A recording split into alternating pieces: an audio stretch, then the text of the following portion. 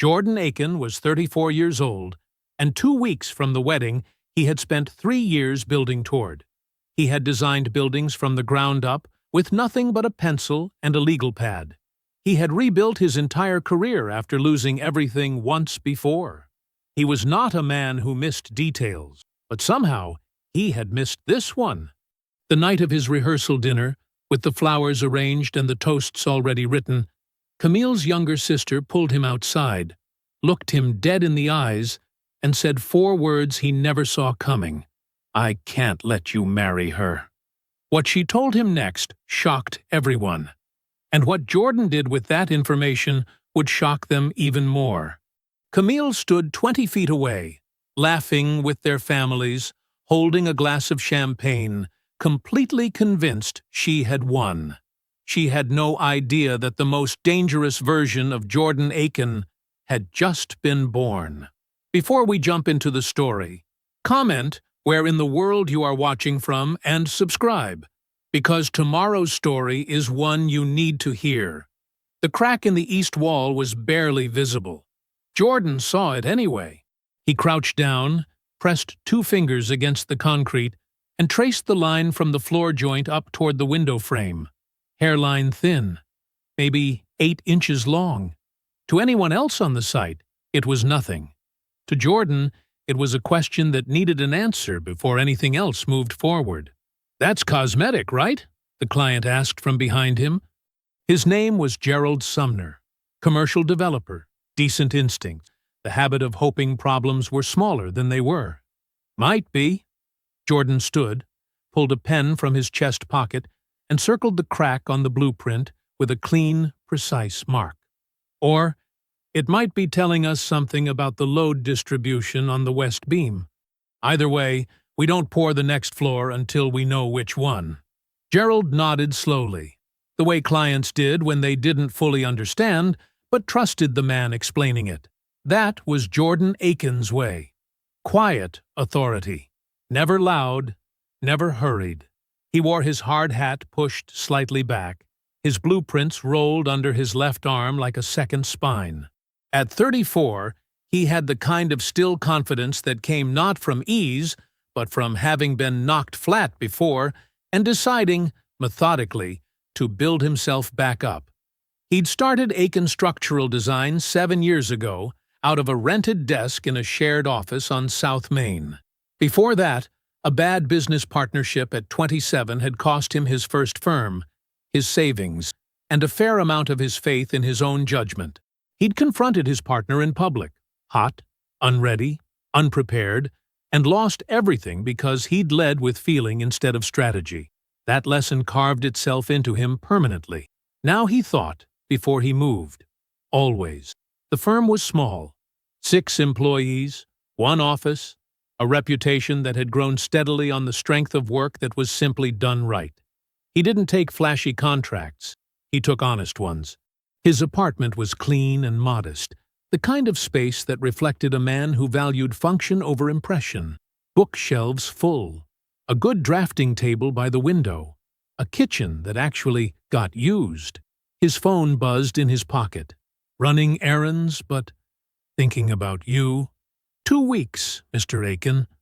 He read it twice. Felt the same thing he always felt when Camille's name appeared on his screen. A warmth that had settled into something comfortable and deep over 3 years. She was sharp in a way that kept him engaged.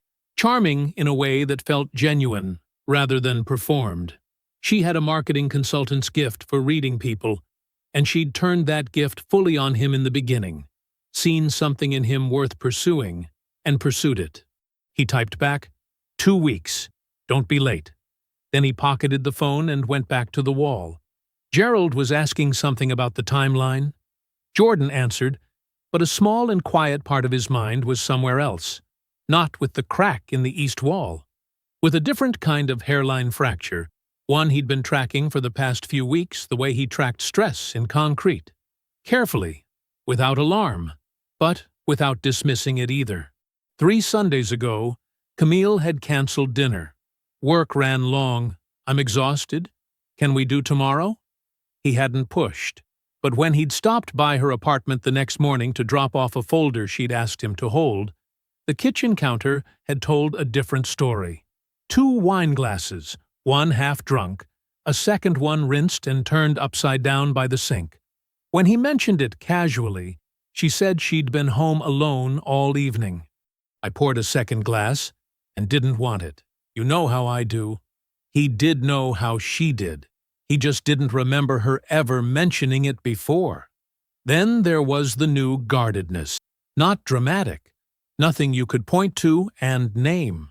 More like the difference between a woman who used to leave her thoughts out in the open and a woman who now edited herself before speaking. In year 1, Camille had talked freely about everything. Now she chose. Deliberate pauses where spontaneity used to live. Jordan noticed these things. He noticed them the way he noticed a beam that sat 2 millimeters off center. Not enough to call a failure. Enough to watch. He thanked Gerald, shook his hand, and left the site at 4:30. The rehearsal dinner venue was a restored building in Midtown. Exposed brick, warm Edison lighting, round tables set with white linen, and simple greenery. Jordan had insisted on something personal over something impressive. Camille had agreed easily, which had felt like proof of something good between them. He walked in and found the room already half full. Troy was at the bar, deep in conversation with one of Jordan's cousins. Aunt Paulette stood near the window in a burgundy dress, holding a glass of sweet tea, watching the room with the calm assessment of a woman who had seen most things twice. And across the space, Camille was luminous. She laughed at something her Aunt Rita said, one hand touching the woman's arm, her smile broad and effortless. She was wearing deep navy, and she looked like a woman who had never doubted a single thing in her life. Jordan watched her for a moment, just a moment. Then he felt it, a gaze from his left, pressing, urgent. He turned. Deja Whitfield stood near the side hallway, clutching her small purse with both hands. Her eyes found his immediately, and what he saw in them had nothing to do with celebration. Her lips moved, slow and deliberate, making sure he understood. "I need to talk to you. Alone." The side patio was small and plain. 4 wrought iron chairs around a low table, a string of lights that someone had wound around the railing, a potted fern that needed water. The noise from inside dulled to a murmur as the door swung shut behind them. Deja stopped at the railing and gripped it with both hands. Jordan could see them trembling from where he stood. He didn't speak. He waited. That was one of the things his mother had taught him without meaning to, that silence, held patiently, was often the kindest thing you could offer a person working up to something hard. Deja turned around. Her eyes were wet, but her jaw was set. "I can't let you marry her." 5 words, clean and direct, like she'd rehearsed them so many times they'd stripped themselves down to bone. Jordan stayed very still. "She's been with someone else," Deja said. "The whole time. The whole engagement, Jordan. A man named Brandon Holt. They were together before you, and they never stopped." She paused, exhaled through her nose like she was trying to keep herself steady. 8 months ago I was at a conference in Nashville. Marketing summit. 2 nights at the Hilton. I saw them in the lobby. She shook her head slowly. Not just running into each other. Together. The kind of together you can't explain away. Jordan's hands were loose at his sides. His face gave nothing. "I called Camille before I even got back to my room. She picked up on the second ring." Deja's voice cracked once, then steadied. "She cried. I mean, she really cried. Told me it was a mistake, that it was complicated, that it had been fading out for months. She begged me not to say anything. Said she loved you and she didn't want to blow up your life over something that was already ending." She looked at the fern, then back at Jordan. "I believed her. I know how that sounds, but I believed her. She's my sister. And she was crying, and she said it was over." "When did you find out it wasn't?" Jordan asked. His voice was even, careful. The voice he used when he was gathering information, and couldn't afford to miss any of it. 2 weeks ago. Deja pressed her lips together. A friend of mine saw them at a restaurant in East Memphis. Private table, back of the room. She didn't know who he was. She just thought Camille looked cozy with some man and sent me a picture to ask if I knew. A short, broken exhale. I knew. She had been carrying it for 2 weeks. Jordan did the math without meaning to. 2 weeks. Deja had been sitting across from Camille at engagement party brunches and fabric sample viewings and all the machinery of a wedding in motion, holding this in her chest like a splinter she couldn't reach. I kept thinking I'd find the right time, Deja said, or that maybe it wasn't what it looked like, or that maybe it wasn't my place. She shook her head hard. But tonight I watched you walk in looking at her like— Her voice broke for real this time. Like she hung the whole room up, and I just couldn't. The patio light caught the tears on her cheeks. She didn't wipe them. Jordan let 1 second pass, then 2. Does she know you're telling me this? Deja shook her head. He nodded once, slowly. He breathed in through his nose, the way he did on job sites when something significant had been confirmed, and the next move required thought rather than reaction. Okay, he said. That was all. He crossed to where she stood and put one hand briefly on her shoulder. Not a long gesture, not a dramatic one, just present, solid. Go back inside, he said quietly. Get yourself a drink. Find your Aunt Rita and ask her something about the centerpieces. Act like this conversation didn't happen. Deja blinked.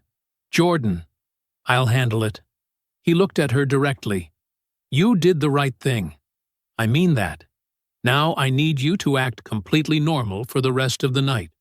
She nodded, wiped her face with the back of her wrist, took a long breath, and then she straightened, and the shaking in her hands slowed, and she pulled the door open and went inside. Jordan stood alone on the patio. He counted. 1, 2, 3, all the way to 90. He looked out past the railing at the parking lot, at the flat, dark Memphis sky above the low buildings across the street. He let his hands hang. He let himself feel the full weight of what Deja had just placed in front of him, the shape of it, the scope of it, the way it reordered everything he thought he knew. Then he straightened his jacket. He pulled open the door. He walked back into the warm light and the low music and the laughter. He found Camille at their table, glowing. He sat down beside her. She turned to him and smiled, open, easy, beautiful, and reached for his hand. He let her take it. He smiled back, and the smile was perfect, warm, completely convincing. Because Jordan Aiken did not lead with feeling anymore. He had work to do first. The rehearsal dinner ended at 11:30. Jordan shook hands, hugged necks, laughed at the right moments, and said all the right things. He walked Camille to her car and kissed her temple and watched her drive away. Then he walked to his own car, sat down, closed the door, and did not move for a full minute. The parking lot was empty. The venue's lights clicked off 1 row at a time. He didn't cry. He had learned, a long time ago, that tears were for after. Tears were for when the work was done, and the walls were up, and there was finally space to fall apart quietly, where no one could see. Right now, there was no space for that. Right now, there was only the problem in front of him and what it was going to cost him if he moved wrong. He reached into the back seat and found the legal pad he kept there for site notes. He clicked his pen. He drove to his firm. The building was dark when he pulled into the lot. A 2-story brick building on a corner in Midtown, the name on the glass in simple sans serif letters. Aiken Structural. He had the key in his pocket. He did not go inside. He sat in the parked car with the dome light off and the legal pad on his knee, and the city quiet around him. He started writing. Not feelings. Facts. What I know. He wrote it at the top of the first column. What I suspect. What I need to confirm. Under the first column, he wrote Deja's account in clean, factual language. Brandon Holt. Ongoing. Pre-engagement. Nashville. 8 months ago. East Memphis restaurant. 2 weeks ago. Photo exists with a third-party witness. Under the second column, he wrote slower. Slower because these were the things that had been living in the back of his mind for weeks, without him letting himself look at them directly. The wine glass, the cancelled dinner, the guardedness that had appeared sometime around month 4 of the engagement and never fully left. He paused, tapped the pen against his knee. Then he wrote, the property. The joint property, a duplex in Binghamton, had been Camille's idea. 6 months ago, offered as a gesture of partnership. Jordan had agreed because at the time it seemed like exactly that. Now he stared at the word and thought about what it actually represented. An asset tied to both their names, a legal thread she could pull. He wrote, joint accounts discussion. Not yet merged. Hold. He wrote, client relationship. Who has Camille been in contact with through the firm? He underlined it twice. He wrote, Brandon Holt. What does he do? He sat back, looked at what he'd built on the page. 3 columns, 12 lines. It wasn't much yet, but it was the beginning of a map, and Jordan Aiken did not move without a map. He thought about Marcus Webb. That was the business partner's name. Marcus Webb, who Jordan had trusted at 27 with everything he had built up to that point, and who had moved money out of their shared accounts over 18 months, quietly, a few $1,000s at a time, until there was almost nothing left. When Jordan found out, he did what he felt. He confronted Marcus in front of a client, loudly. He said everything he was feeling in real time, and none of it was strategic, and all of it was caught on someone's phone and shared around. He got the satisfaction of saying his piece. He lost the client. He lost 2 more after that. He lost the lease on his office space because Marcus had been the co-signer, and the landlord didn't want the drama. He lost 18 months of rebuild time because he had led with his chest instead of his head. He swore he would never do that again. He picked up his phone. 2:07 a.m. He found Fitz in his contacts and pressed call. It rang twice. Jordan. Fitz's voice was alert. Not groggy. Alert. That was Fitz. The man slept like someone who had agreed to be available and intended to honor that agreement. I need you to pull documents, Jordan said. Everything tied to my name and Camille's. The property, the accounts, anything you have on file. Quietly. Don't flag anything yet. Don't move anything. Just have it in front of you. A brief pause. Not confusion. Consideration. I'll have it ready by 9, Fitz said. I'll explain in the morning. I know you will. A beat. You okay? Jordan looked out the windshield at the dark street. A traffic light cycled through green to yellow to red, with no cars to stop. I'm fine, he said. Get some sleep. He drove home. He set an alarm for 6. He was asleep by 2:30 and awake before the alarm went off, which was the way it always went when his mind had something to hold on to. He showered, made coffee, sat at the kitchen table for a moment with both hands around the mug. Then he picked up his phone and texted Camille. Morning? Hope you slept well.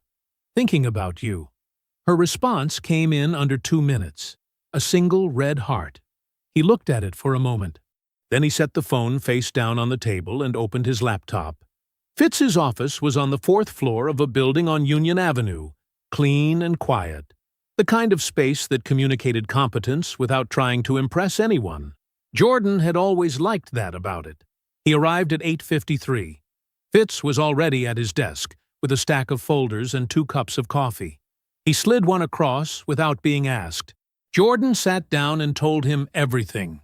He started with Deja, the patio, what she saw in Nashville and what she saw 2 weeks ago. He told it the same way he'd written it on the legal pad. Clean, factual, no editorializing. Fitz listened without interrupting, which was one of the many reasons Jordan had kept him for 7 years. When Jordan finished, Fitz was quiet for a moment. He picked up his pen, "The property," he said. "That's the exposure. I'd move on first. That's where I'd start, too." Fitz opened the top folder. "The Binghamton duplex, purchased 7 months ago. Both names on the deed. Recorded with Shelby County. Jordan had put in $41,000. Camille had contributed $8,000. The gap had felt insignificant at the time. It did not feel insignificant now. Upper unit is listed as vacant in the original filing," Fitz said, reading.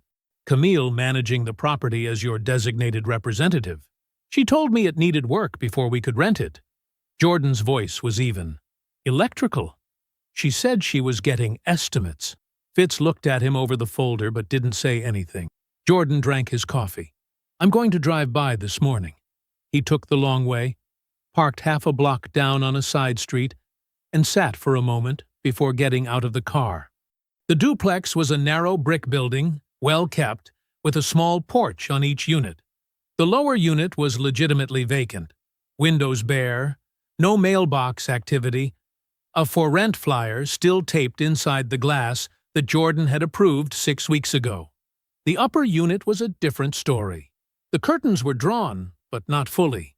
A thin line of warm light at the edge.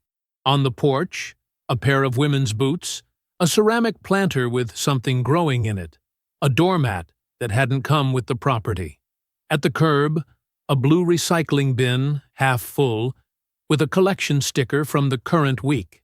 Someone was living there. Had been living there for a while. Jordan photographed the porch, the boots, the planter, the recycling bin with the date visible on the sticker. He walked back to his car, sat down, and made the call. He found the number for the property management company Camille had used to set up utility billing. He gave his name as the property owner, which was accurate, and told them he was auditing his rental records and needed to confirm the occupancy status of the upper unit at the Binghamton address. The woman on the phone put him on hold for 90 seconds. "Sir, that unit shows active occupancy. Started 14 months ago. Cash payments, $950 per month, received by your authorized representative.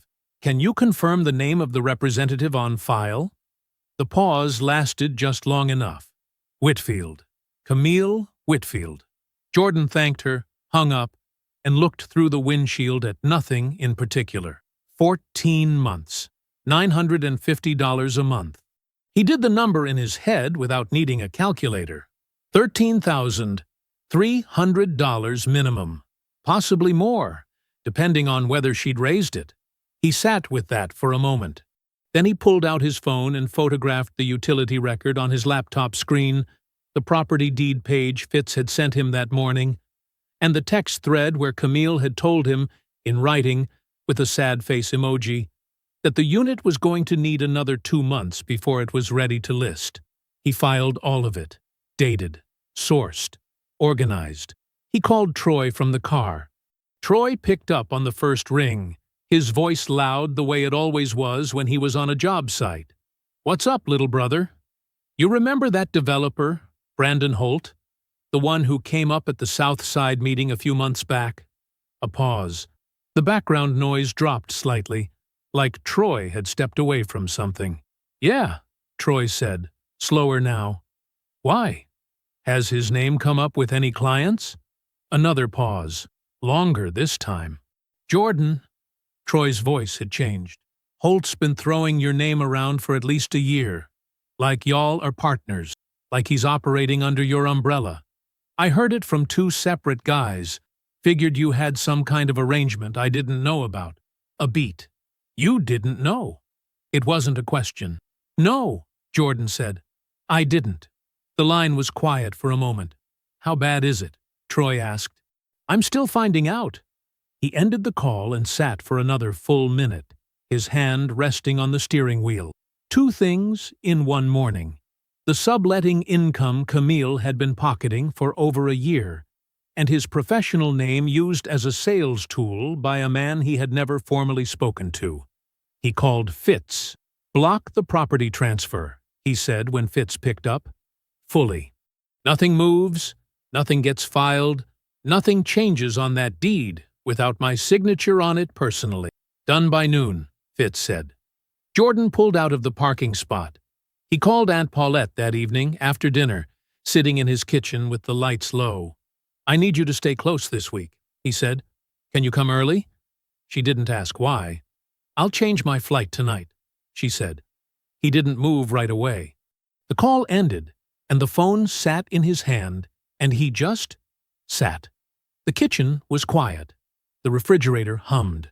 Somewhere outside, a car passed slowly down the street, its headlights sweeping across the ceiling for a second, and then gone. Jordan set the phone on the table. He had been holding it together since the patio. 40-some hours. He had written on the legal pad and called Fitz and driven by the property and photographed boot prints on a porch that weren't supposed to exist. He had talked to Troy and blocked the deed transfer and eaten dinner with Camille on Tuesday night, laughed at something she said, touched the small of her back when they walked to her car. He had done all of it, every piece, without cracking once. Now he was alone in his kitchen, and there was nothing left to do tonight. And the silence found him. He thought about the ring. He had spent 3 weekends looking for it, not because he needed that much time, but because he wanted to be sure. He remembered standing in the third jewelry store, holding the box under the display light, thinking, she's going to love this. Not as a performance, not as a strategy. He had genuinely, completely believed that. He had been a man standing in a jewelry store, thinking about the expression on the face of the woman he loved, and every single part of that was real. That was the part that hurt the most. Not the money, not the property, not even his name in Brandon Holt's mouth. It was the fact that he had been fully present for all of it. He hadn't held back. He had picked a venue because she mentioned once, offhand, that she loved exposed brick. He had chosen a date that landed before the anniversary of her father's passing because he didn't want that shadow near their wedding day. He had thought about that. He had cared about that. He thought about children. They had talked about it. Not hypothetically, specifically. Names, even. She had said she liked older names, something with weight. He had agreed, and he had meant it. And he had let himself imagine a version of the future that now existed nowhere except his own memory. He sat with that for a while. He didn't try to push it away. His mother used to say it when he was a boy, whenever he tried to swallow something painful too fast. She would put her hand on the back of his neck and say, "Still water doesn't mean shallow water, babe." She meant, just because you're quiet doesn't mean you're empty. Let it move through you. Don't dam it up. He let it move through him now. It moved slow and heavy, like water through old pipe. There was grief in it. Real, clean grief. The kind that comes from loving something completely and watching it turn out to be something else entirely. There was anger underneath that, quiet and structural, not hot and not rushing. And beneath the anger, something harder. Something that had no name, but felt like the moment after you confirm a crack in a foundation and you stop feeling surprised and start thinking about load distribution. Camille had looked at him and seen a platform, a set of relationships she could use, a name she could borrow, a legal structure she could step into and then step out of carrying whatever she could reach. He was a resource to her. He had been a resource the whole time. And she had been very good, genuinely good, at making him feel like he was something more than that. He wiped his face with both hands, stood up from the table. He drove to the all-night coffee shop on Broad Avenue, the one with the bad lighting and the good espresso and the kind of low hum that let a man think without being disturbed. He ordered black coffee and took the table in the back corner. He opened a fresh legal pad, not the one from the car. A new one. Clean page. This list wasn't about what he knew. He already knew enough to end it. This list was about what he still needed to confirm before he moved. Not for himself. He didn't need convincing. But when the moment came, and it was coming, He had already decided that he needed the kind of documentation that left no room for anyone to reframe the story. No room for Camille to cry her way into a different narrative. No room for Brandon Holt to claim he hadn't known whose name he was using. He wrote deliberately, pressing the pen down like each word was a nail. The list had 3 columns: what he had, what he needed, how to get it. He wrote until the coffee was gone. Then he capped the pen, closed the pad, and left. He spent the next day making phone calls. He framed each one the same way. A routine check-in, nothing formal, just wanted to touch base before things got busy with the wedding. 3 clients, men he had known for years, men whose projects had gone through his firm and whose trust had been earned the slow way. He asked each of them how things were going. He listened. He asked follow-up questions. He let the conversations breathe. He was listening for a name. All 3 said the same thing. Not the same words. The words were different, shaped by different men with different ways of talking. But the substance was identical. Each of them had been introduced to Brandon Holt's company through Camille. Each one had assumed, without question, that Jordan had personally sent them. One of them, Marcus Webb, a commercial developer Jordan had worked with for 6 years, had even said thank you to Jordan at a dinner 8 months ago, and Jordan had nodded politely, without understanding what he was being thanked for. Now he understood. He sat in his car after the 3rd call and looked at nothing for a moment. His name had been moving through Brandon Holt's business like currency, spent quietly in rooms Jordan had never been invited into, by a woman who smiled at him every morning and straightened his collar before he left the house. He wrote the names down: Marcus Webb, David Cho, Reginald Ferris. 3 columns, dates, project descriptions, the exact language each man had used to describe how the introduction happened. Then he made one more call, not to a client, but to a mutual contact. A man named Garrett, who ran a commercial real estate meetup downtown and knew everyone in the development space. Jordan framed it simply. He was getting married, trying to clear his desk before the honeymoon, had heard Brandon Holt's name come up in a couple of conversations, and wanted to put a face to the name before things got busy. Could Garrett make a quick introduction? Garrett said sure, he'd set something up. The meeting was at a coffee shop near the convention center. Brandon Holt arrived 2 minutes late and ordered something complicated without looking at the menu, which told Jordan most of what he needed to know before the man sat down. He was good-looking in a comfortable way, well-dressed without being precise about it. The kind of man whose confidence came not from what he had built, but from never having had it seriously tested. He smiled at Jordan with the easy warmth of someone who expected to be liked. "Good to finally connect," Brandon said. "Garrett speaks highly." "Likewise," Jordan said. He kept his voice easy. His hands were loose on the table. They talked for 20 minutes. Development trends. A project overlap that Garrett had vaguely described to get them in the same room. Brandon talked more than Jordan did, which was fine. Jordan was not there to talk. He was there to listen and to watch. And then, somewhere between the 2nd cup of coffee and a question about financing timelines, Brandon mentioned Camille, not as Jordan's fiancée, not with any awareness of what she was to the man sitting across from him.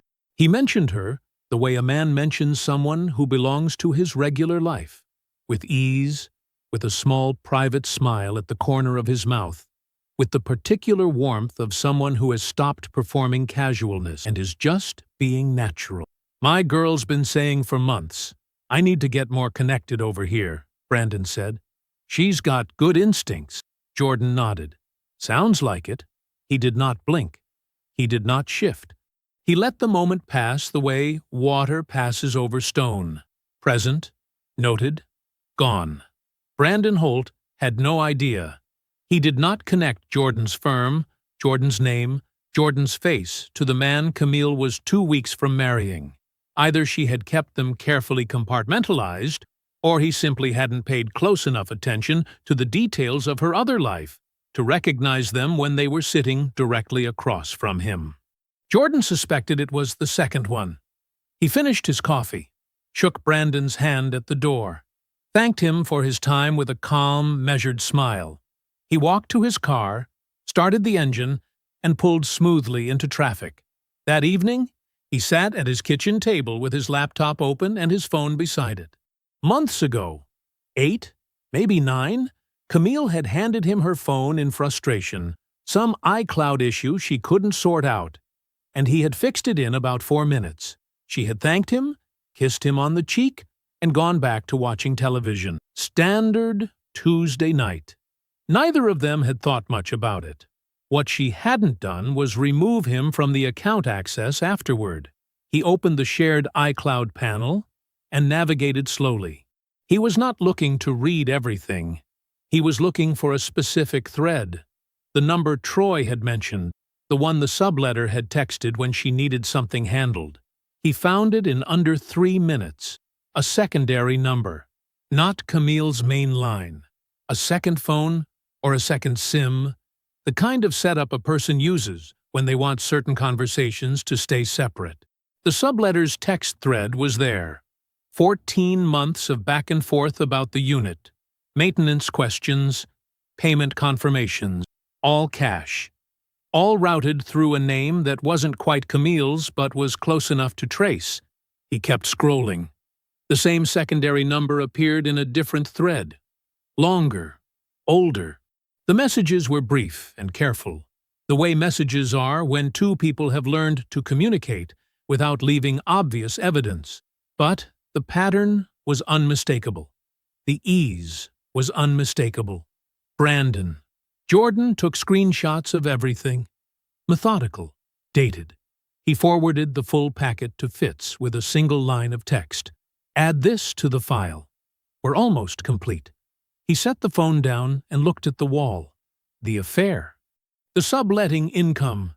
The client referrals made under his name without his knowledge.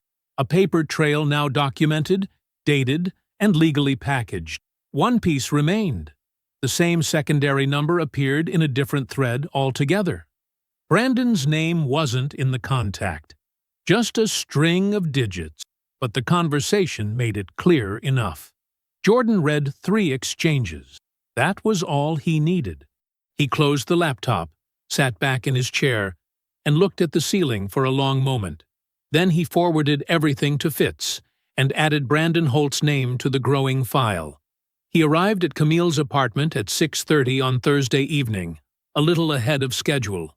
She had texted him the reservation was at 7. He had his key. He used it. The apartment was warm and smelled like the vanilla candle she kept on the kitchen counter. Music played softly from the Bluetooth speaker in the living room, something low and jazzy, the kind of playlist she put on when she was getting ready. Her heels were by the couch. Her purse was on the entry table. She was in the kitchen, and she was talking. Her voice was low, careful, the way a person's voice gets when they are saying something they have practiced keeping quiet. Jordan stopped in the hallway. He did not move. He did not breathe loud.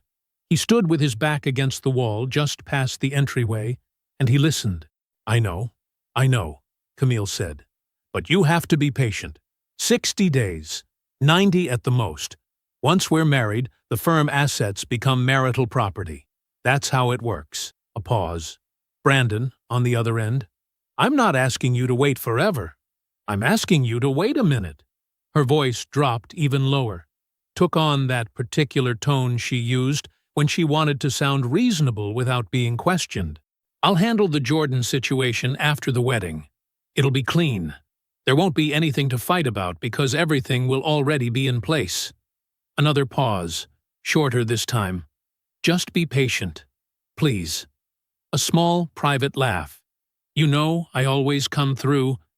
Jordan stood in the hallway and heard all of it. He felt something move through him. Not rage, not grief, but something quieter and more final. The last small part of him that had been waiting for a different explanation went still. There was no different explanation. He counted to 5. Then he shifted his weight deliberately, let his keys jingle against his hand, and stepped into the kitchen doorway with the easy expression of a man who had just arrived. Camille turned. Her phone was already face down on the counter. She smiled. Wide, warm, completely practiced. "Hey, you!" She crossed to him and kissed him on the mouth. "You're early. Traffic was lighter than I thought." He smiled back. "You almost ready?" 2 minutes, she said, and disappeared toward the bedroom. Jordan stood in the kitchen and looked at the vanilla candle burning on the counter. 2 minutes. He gave her 2 minutes. Dinner was lovely. The restaurant had low lighting and good wine, and a jazz trio that played softly near the back. Camille was charming and attentive, laughing at the right moments, touching his hand across the table, telling a story about a difficult client that made him smile genuinely. She was very good. He had always known that. But knowing it now felt different, like watching a skilled performance, and finally being able to see the seams. He paid the check. They walked out into the cool evening air. He drove her back to her apartment, walked her to her door, and kissed her on the cheek the way he always did. "Tonight was nice," she said, and she meant it, and somehow that was the hardest part. "It was," he said. He waited until she was inside. Then he walked back to his car, sat down, and drove across town to the hotel where Aunt Paulette was staying. She opened the door in her robe, one look at his face, and stepped back without a word to let him in. The room had a small table near the window with 2 chairs. She put a glass of water in front of him and sat down across from him and folded her hands and waited. He told her everything. From the patio at the rehearsal dinner, Deja's shaking hands, her lowered voice, all the way through the property records, the subletter, the clients, Brandon Holt's easy smile at the coffee shop, and the 45 seconds he had stood in Camille's hallway an hour ago, listening to her plan the end of his life like a business transaction. Aunt Paulette did not interrupt. She did not make sounds of shock or outrage. She simply listened, the way she had always listened, with the full weight of her attention and not one wasted word. When he finished, the room was quiet. She looked at him for a long moment. "What do you need me to do?" she finally asked. The next morning, Camille left for work at 8:15. Jordan arrived at her apartment at 8:45. He let himself in with his key. He moved through the space without hurry. A man who knew exactly where he was going and exactly what he was there to do. Tennessee was a single-party consent state. He had confirmed that with Fitz the night before. He placed the device where it would pick up the kitchen clearly. Then he left, locked the door behind him, and went to his office. By 2 in the afternoon, his phone buzzed with an audio file from the recording. He sat in his car in the parking structure beneath his firm and put in his earbuds and listened. Camille's voice, Brandon's voice, the same conversation, slightly different words, same architecture underneath. 60 days, the firm, after the wedding. He pulled out his earbuds. He called Fitz. "We have everything," he said. "Set the date. I want it done Sunday. Aunt Paulette's house." Aunt Paulette's house smelled like it always did on Sundays. Pot roast and cornbread, and the particular warmth of a home that had been well lived in for decades. She had set the long dining table with her good plates, the cream-colored ones with the gold trim she only brought out for occasions that mattered, fresh flowers in the center, real cloth napkins, the kind of table that said, "This is important," without having to announce it. Jordan's cousins Marcus and Denise arrived first, loud and cheerful, debating something about a football game on the drive over. Troy came in behind them, ducked under the doorframe the way he always did, even though the doorframe was tall enough, and immediately found his way to the kitchen to steal cornbread before it hit the table. Aunt Paulette slapped his hand without looking up from the stove. He grinned. Camille's family arrived 15 minutes later. Her mother, Ms. Dolores, came in with a covered dish and a warm smile, pressing Aunt Paulette's hand with both of hers and complimenting the house in that gracious southern way that left no room for awkwardness. Camille's Aunt Rita followed, pearls on, posture perfect, the kind of woman who dressed for every occasion as though she expected to be photographed. And then Deja, quiet at the back of the group, her eyes finding Jordan's the moment she stepped through the door. He gave her one small nod. She looked away and sat down. Camille arrived last. She wore a deep burgundy dress that fit her perfectly and gold earrings that caught the light when she moved her head. She was radiant. She knew it and wore the knowledge lightly, the way beautiful, confident women sometimes do. Not arrogance, just ease. She came through the door and moved through the room like she owned every relationship in it, kissing Mrs. Dolores on the cheek, hugging Aunt Paulette with genuine warmth, laughing at something Marcus said without missing a beat. She found Jordan near the kitchen doorway and crossed to him. "This is so nice," she said softly, squeezing his arm. "Your aunt really went all out." "She did," he said. He smiled. She squeezed his arm again and moved on to greet Troy. Jordan watched her go. He felt nothing but clarity. The first 40 minutes were exactly what they looked like. Good food, easy conversation. Troy told a story about a job site disaster that had everyone at the table laughing before he even got to the punchline. Ms. Dolores and Aunt Paulette discovered they had both grown up in households where the television stayed on during dinner, and they compared notes like old friends. Marcus refilled glasses. Denise complimented Camille's earrings. Camille received the compliment gracefully and asked Denise about her new job. She was performing beautifully. Jordan knew that now, but watching her was like watching a building he had already condemned. The shape was still there, all the familiar lines, and it almost looked solid until you knew what was underneath. He ate his food. He laughed at the right moments. He answered questions directed at him and asked a few of his own. He was calm, the way still water is calm, completely on the surface and very deep underneath. Then Aunt Paulette set down her napkin. "Before we get to dessert," she said, in the particular tone she used when a room needed to come to order, "Jordan has something he'd like to say." Heads turned, glasses lowered. The conversation softened and then stopped. Camille turned to him with a smile, soft, private, the smile of a woman expecting to be honored in front of people she had already charmed. She reached across the table for his hand. He didn't take it. The smile flickered, just for a second. Then her expression settled back into pleasant attentiveness. Jordan stood. He did not clear his throat. He did not look around the room for encouragement. He stood the way he stood on job sites when he had to deliver news about a structure that could not be saved, with the steady composure of a man who had already done the hard work and was now simply reporting the results.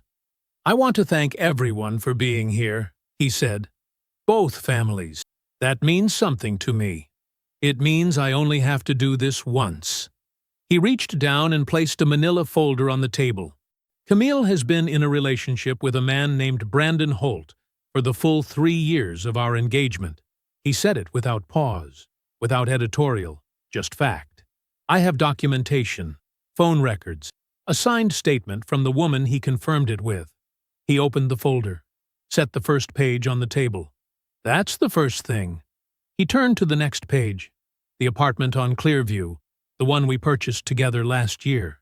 "Camille has been subletting the ground unit without my knowledge for 14 months, $950 a month, paid in cash, to a number registered to a secondary phone she's been using." He placed the payment records on the table beside the first sheet. 14 months, $16,000. Here are the records. He let that sit for one breath. 3 of my clients, people I've worked with for years, were referred to Brandon Holt's development company by Camille.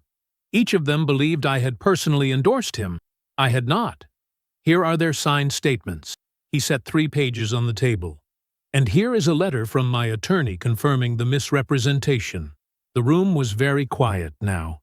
The kind of quiet that has weight. Jordan reached into his jacket pocket and took out his phone. "Last Thursday evening," he said, "I arrived early to pick Camille up for dinner. She didn't hear me come in." He pressed play. Camille's voice came through the speaker, small and clear and unmistakable. "I'll handle the Jordan situation after the wedding. It'll be clean.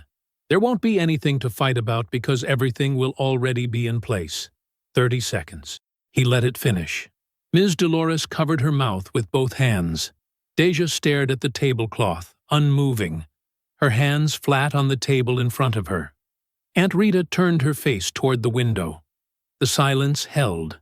Camille opened her mouth. Jordan raised one hand, not sharply, not dramatically, simply with the quiet finality of a man closing a door that would not be opened again. The room didn't move. Nobody reached for their glass. Nobody shifted in their seat. The only sound was the faint tick of Aunt Paulette's wall clock, steady and indifferent, counting seconds that felt much longer than they were. Jordan looked at Camille. She was still sitting. Her posture was perfect, because Camille's posture was always perfect. But something behind her eyes had changed. The performance was over. What was left was just a woman calculating her next move, and Jordan could see it as clearly as he could read a blueprint. He let her see that he could see it. "I'm not marrying you," he said. No anger in it, no satisfaction either. He said it the way he would have stated a measurement, simply a fact, plainly delivered. "The property transfer has been legally blocked. My attorney handled that Friday morning. Nothing tied to my name moves without my signature, and no transfer request will receive it." He reached into the folder and slid one last page forward without looking down. "The accounts we discussed merging have been separated as of this morning. That process is complete." Camille's jaw tightened just slightly. She was working very hard to keep her face composed. "Fitz has filed a civil complaint for the subletting income," Jordan continued. $16,000. You have 30 days from the date of filing to return it before it proceeds to the next stage. That paperwork was served this morning as well." Ms. Dolores made a small, broken sound. She didn't look at her daughter. She looked at the flowers in the center of the table like she was asking them a question. "Every client who was referred to Brandon Holt's company through my firm has already been personally contacted by me. They know what happened. They know I did not endorse him, and that my name was used without my knowledge or consent. Those relationships are mine. They were never hers to give." He paused. "That's done." He closed the folder.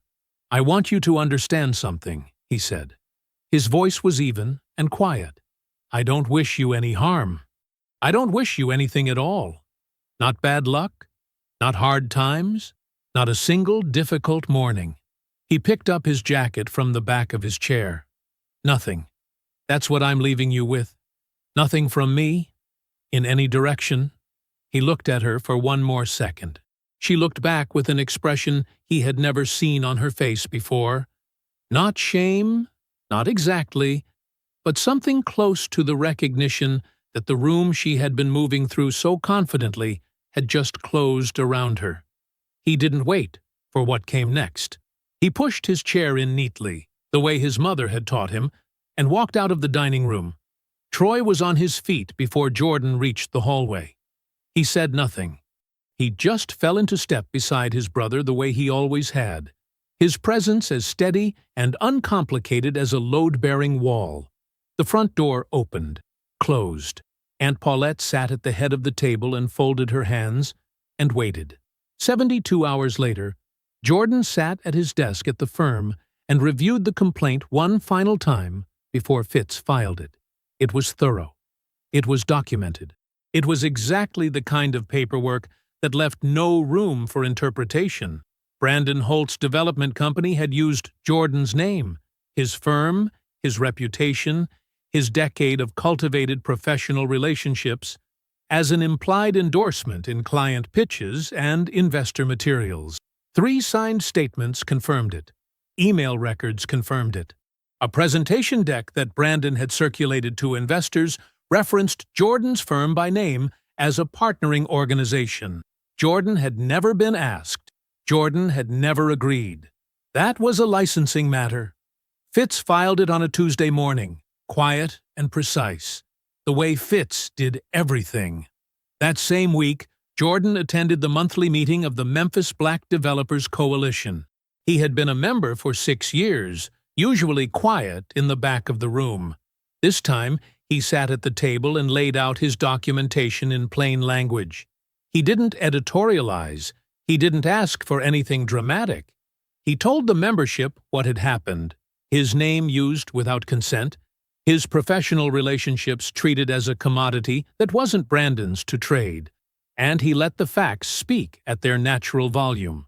He did not ask them to expel Brandon. He simply ensured they knew. Word moved through the coalition the way it always moved through professional circles. Not loudly, not all at once. The way water moves through a foundation, slowly, completely, and with permanent effect. By Thursday, 2 of Brandon's active development deals had paused. Investors were requesting clarification on the referral claims Brandon had been including in his pitch materials. The calls came in without warning, politely worded and precise, asking about the nature of the partnership with Jordan Aiken's firm. There was no partnership. Brandon had built part of his business on a foundation that didn't exist, and the structure was showing it now. 2 of his development partners requested buyout terms within the following week. Not because anyone had told them to, because men who build things understand what it means when the ground underneath a business relationship turns out to be borrowed. Brandon attempted to reach Jordan through a mutual contact. The message came back requesting a sit-down, an opportunity to clear the air, as the message put it. Jordan read it once. He forwarded it to Fitz without a note.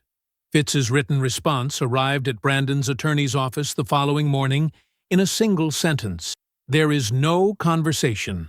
There is only a licensing review. Mr. Holt should speak to his attorney. The Memphis morning came in low and warm, the kind of late spring air that felt like a promise the city was actually trying to keep. Jordan stood at the edge of the site and looked out at what was going to be something. Right now, it was dirt and survey stakes and a chain-link fence with a project sign zip-tied to it. Aiken Design and Structural. Mixed-use development. Phase 1. But Jordan could see past all of that. He always could. In his mind, the building was already standing, the ground-floor storefronts, the affordable residential units above, the community meeting space on the second floor that had been the part of the proposal he fought hardest to keep when the city reviewers had suggested trimming the budget. He hadn't trimmed it. His mother had grown up 4 blocks from this lot.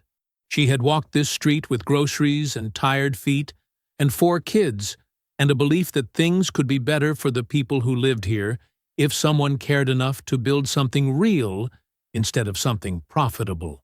Jordan cared enough. He pulled on his hard hat and stepped through the gate. The project manager jogged over with a revised soil report and a question about the eastern foundation depth, and Jordan slid into the work the way he always did, fully, without ceremony, every part of his mind engaged. He crouched down and examined the staking. He asked 3 questions.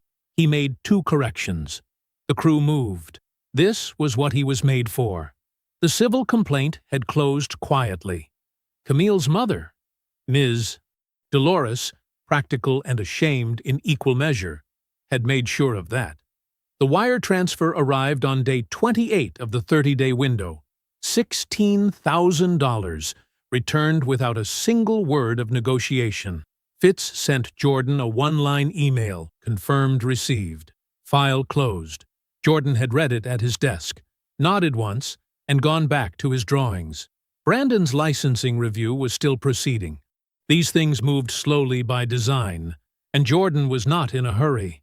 The outcome had already been written in the only place that mattered, the professional landscape of Memphis, where word traveled quietly and stuck permanently. The infrastructure of Brandon's business, built in large part on Jordan's name and Jordan's relationships, had been removed.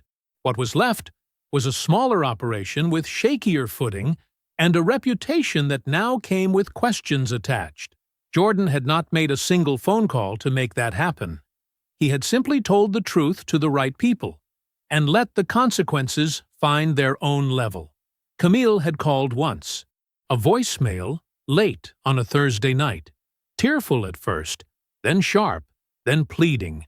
The 3 stages arriving in the same 2-minute message like weather moving through. She called him vindictive. She said he had destroyed her life over a mistake. She said he had never really loved her, if he could do this. Jordan had listened to the whole thing standing at his kitchen counter with a glass of water in his hand. Then he had deleted it and finished his water and gone to bed. Deja called the morning the wire transfer cleared. She apologized again for the 8 months, for the silence, for the part she had played in letting it go on as long as it did. Jordan let her finish. "You don't owe me anything," he said, "except the truth you eventually gave me, and you gave me that." She was quiet for a moment. "You doing okay?" "Yeah," he said, and meant it. Sunday dinners at Aunt Paulette's had become the fixed point of his week. He brought groceries. She cooked more than 2 people could ever eat. They sat at her kitchen table after and talked about everything and nothing, and sometimes just sat, which was its own kind of conversation. Troy came by the site twice a week now. He'd taken on the concrete subcontract for Phase 1, and the 2 of them moved through the workday with an ease that had deepened into something solid and comfortable. Brothers who had been through something hard together and come out of it knowing exactly where the other one stood. Fitz had talked Jordan into golf. Jordan was terrible at it. He showed up on Saturday mornings in slightly wrong shoes and hit the ball in directions that made Fitz wince, and he didn't care even a little. It was 90 minutes of fresh air and laughter, and nothing that needed to be built or protected or documented. He had met Petra through a mutual friend at a fundraiser in February. She was a landscape architect with a dry wit and a habit of asking follow-up questions that suggested she had actually listened to the first answer. They'd had coffee twice. She had not asked him where he saw himself in 5 years. She had asked him what building he was most proud of, and then actually wanted to hear the answer. He wasn't rushing. He wasn't avoiding anything either. He was simply moving at the pace of a man who had learned the difference. Late that evening, Jordan sat at his drafting table. The site plans for Phase 1 were spread in front of him, detailed and precise, the kind of drawings that took weeks to get right, and still revealed new things every time you looked. The desk lamp made a small warm circle over the paper. The rest of the office was quiet. He thought about Camille, not with anger. The anger had done its work and burned itself clean. Not with grief either. The grief had been real, and he had felt it fully, and it was done. He thought about her the way he thought about a structure that had failed, not with bitterness, but with the specific attention of a man whose job it is to understand why things collapse. What had he missed? What had he chosen not to see? What had he wanted so badly to be true that he had accepted things at surface level without testing the foundation beneath? He held those questions without punishing himself with them. They were just questions, the kind worth carrying forward. He picked up his pencil. He got back to work. I hope you enjoyed that one. Be sure to like the video and subscribe so you don't miss the next story. I've picked out 2 more for you that I think you'll really like.